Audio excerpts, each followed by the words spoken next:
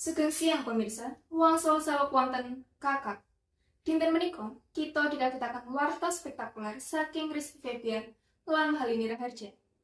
Emah-emah punika ditindakaken 10 Mei 2024.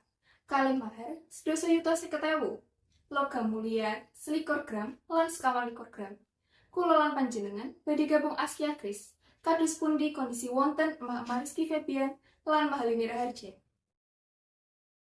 Sugeng siang pemirsa, kula Askia Grace laporaken saking papan kedadosan prosesi emak-emak Rizky Febian lan Halini Raharja.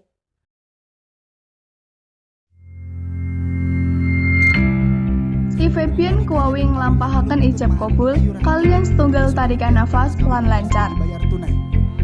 Emah-emah menika dipun rawuhi dening Pak Jokowi lan Ibu Iriana lan Yodra, Tiara, Alia, Ziva, Kesya dados pagarajeng. Acara emah-emah menika lajeng wonten akhiri kalih duet Sekar Bermuara Mahalini lan Rizky Febian. Manten laporan saking papan kedadosan, kula wangsulaken dhateng studio. Matur nuwun Askia Kris, semanten wartos kakap dinten menika. Nanti ake wartos-wartos salajengipun. Matur nuwun sampun mriksani, dumugi panggih.